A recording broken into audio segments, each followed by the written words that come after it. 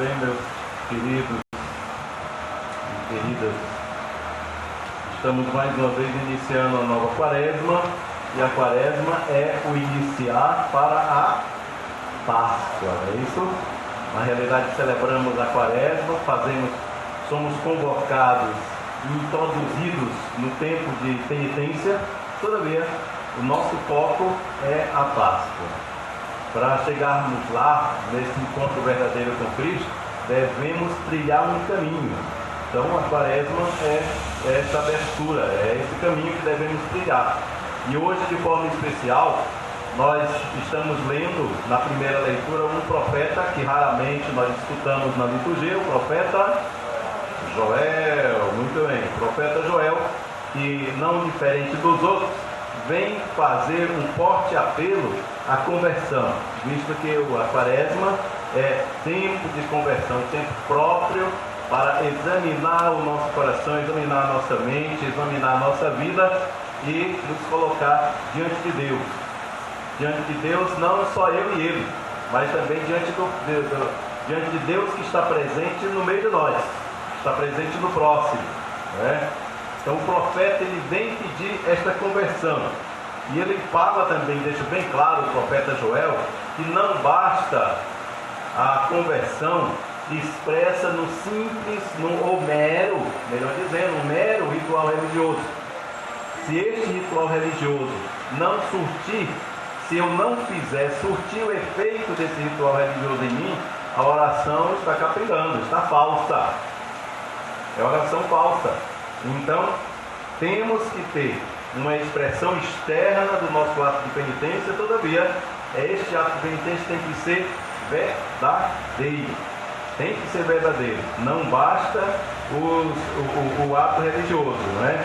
É necessário que a pessoa se volte para Deus. O profeta fala de voltar para Deus, prestar culto a Deus. Aí o versículo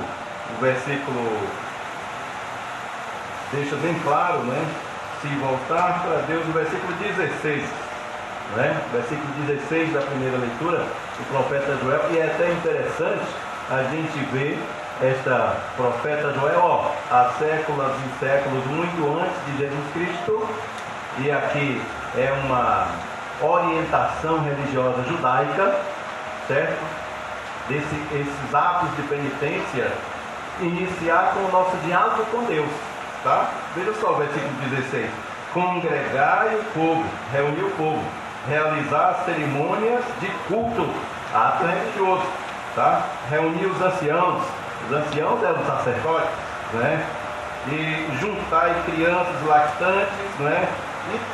Ou seja, todo o povo, todo mundo está convocado a iniciar esse tempo quaresmal, né? Esse tempo de volta para Deus, se voltar para Deus, todos, ninguém escapa.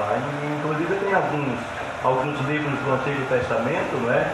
Que ele convoca até os animais, né? Os senhores, os donos e os animais também. Não sei como é que eles faziam, mas a convocação era geral. Mas o ensinamento é que todo mundo deve se envolver nesse diálogo, nesse encontro com Deus. A mensagem do profeta é bem clara nesse sentido. E também no dia a dia, não é? Então, ele usa uma expressão bem forte e figurada, não é? Que é rasgar a roupa. O que significa isso, rasgar as roupas? Não é? Rasgar as roupas significa não estar concordando com aquilo e se desfazer daquilo, certo? Rasgar as roupas, entrar em sinal de penitência. Fazer penitência e rasgar as roupas era um gesto muito, muito presente na cultura religiosa judaica. Lembra do julgamento de Jesus? Quando Jesus, no tribunal, ele confirma que é Deus, que é Filho de Deus, não é? Então o que o sacerdote faz? A gente vê isso lá nos filmes da Semana Santa, né? Rasga, dizendo que Jesus está blasfemando, não é isso?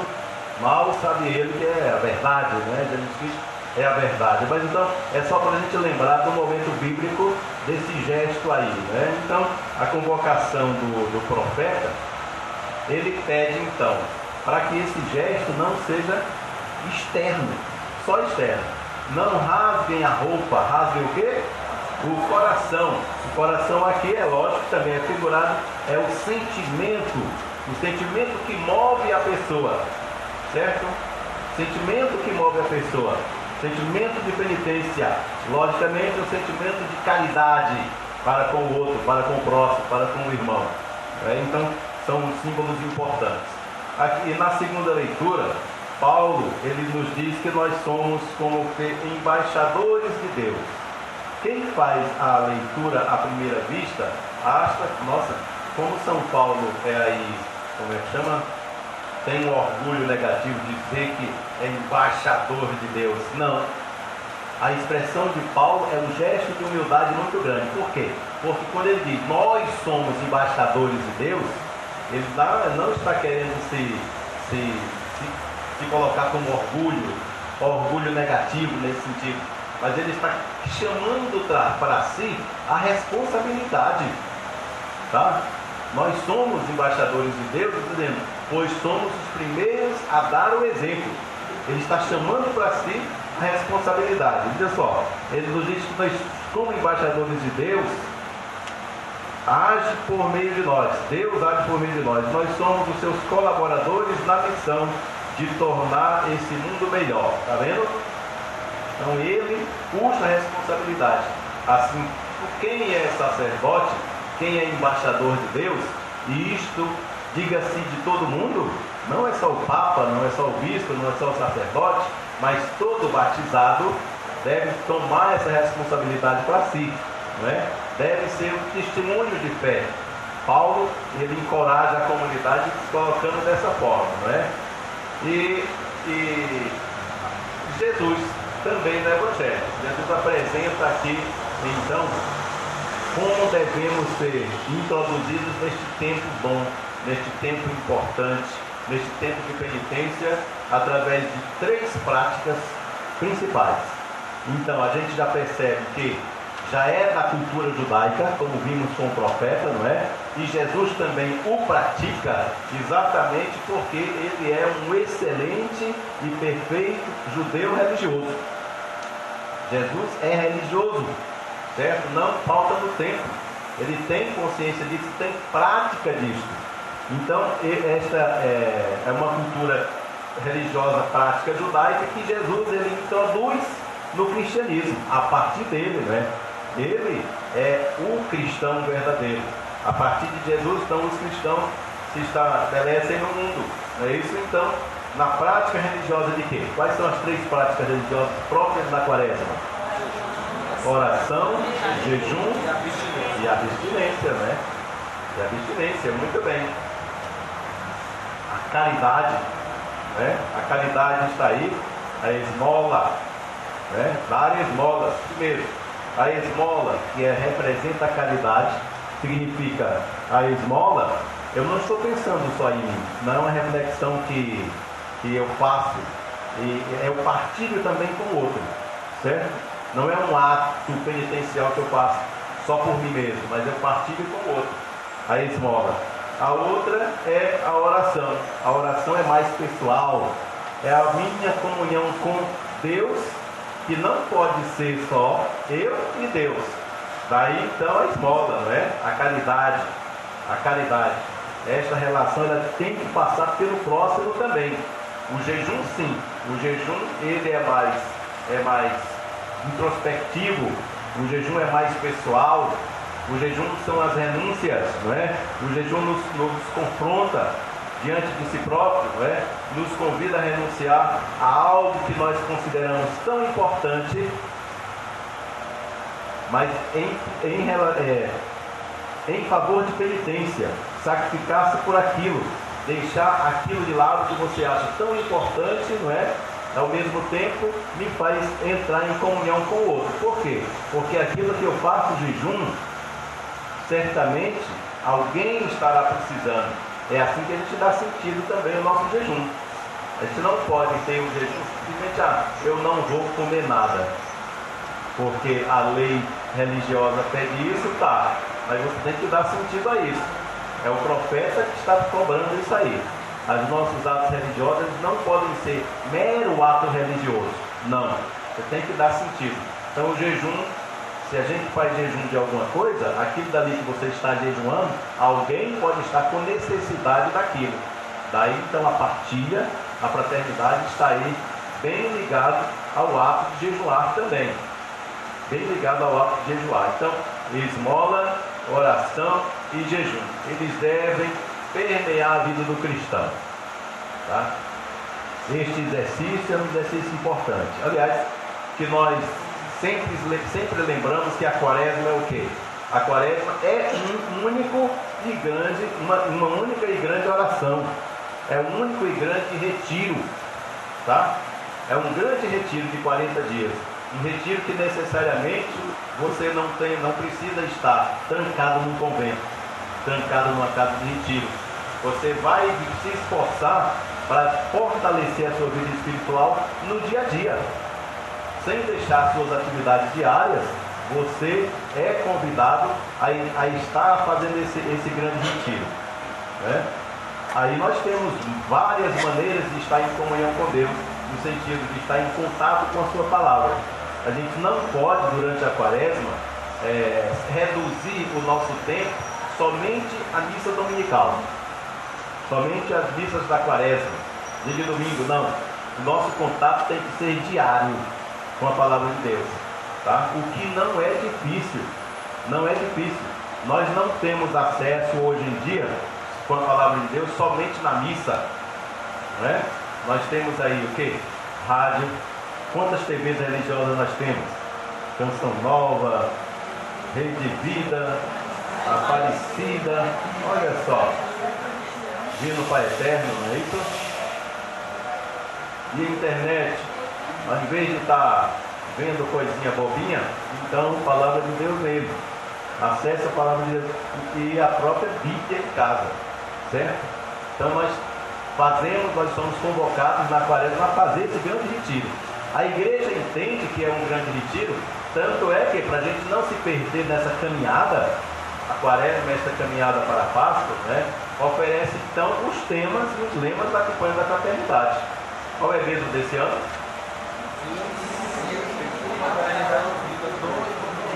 Muito bem, já tem aqui, não é? Você fica também aí no folheto litúrgico, lá no começo, no comentário, né? Para todo mundo já ficar de cor. Fraternidade e vida. Fraternidade e vida. Bom e compromisso. Sempre assim, sempre, tá?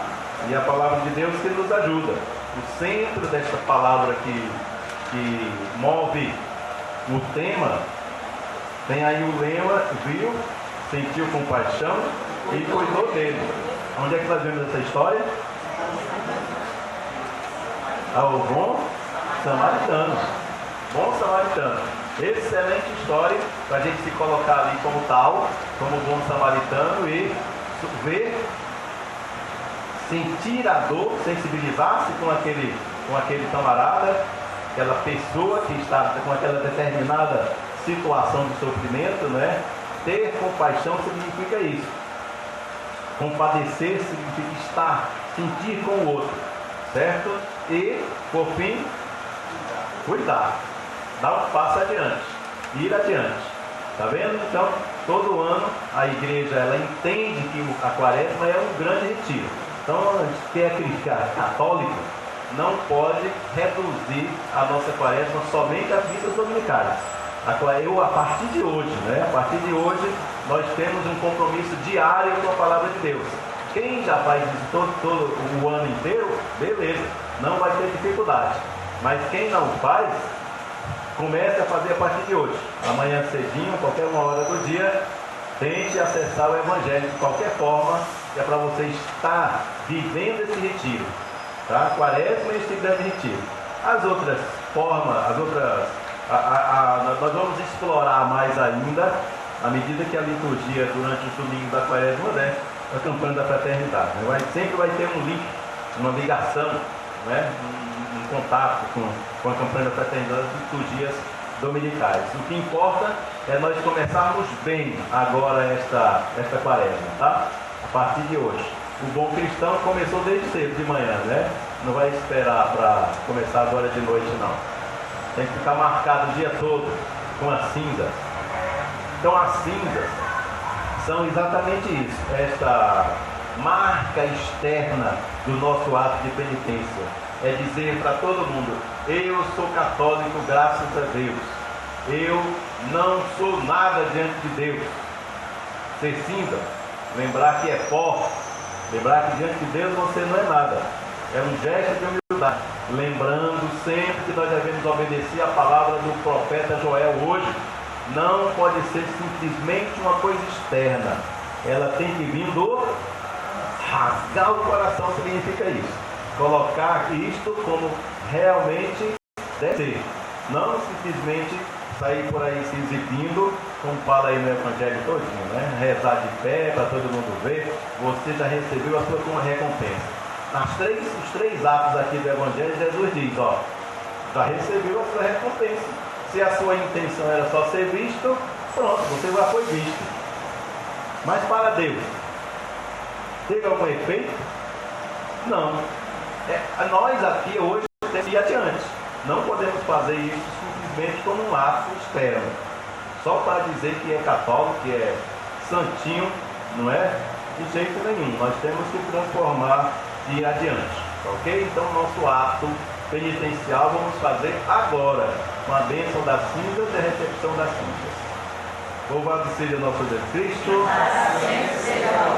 Então vamos, logo depois da cinza, vamos fazer da mesma forma como na comunhão. O diácono vai dar as cinzas lá na porta e eu aqui na frente, tá? Vamos começar o rito.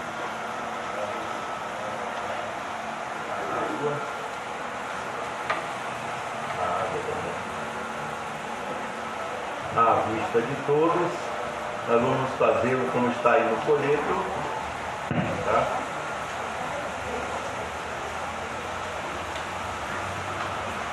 É sempre bom a gente ser educado, né, na liturgia. A bênção de cinzas, distribuição de cinzas é um ato, não é um sacramento, é um sacramental. Portanto, o diácono também pode fazer, certo? Várias comunidades aí não tem nem diácono nem padre, o leigo também pode fazer, tá? É só para a gente se educar e saber que isso é possível, tá? Vamos estender a mão direita aqui sobre o altar, na realidade sobre as cinzas, que é para a gente participar com mais fervor e ver que não é só o padre que está fazendo a oração sozinho, somos todos nós que queremos, invocamos a Deus. Caros irmãos e irmãs, roguemos instantemente a Deus Pai, que abençoe com a riqueza da sua graça estas cinzas que vamos colocar sobre as nossas cabeças em sinal de penitência.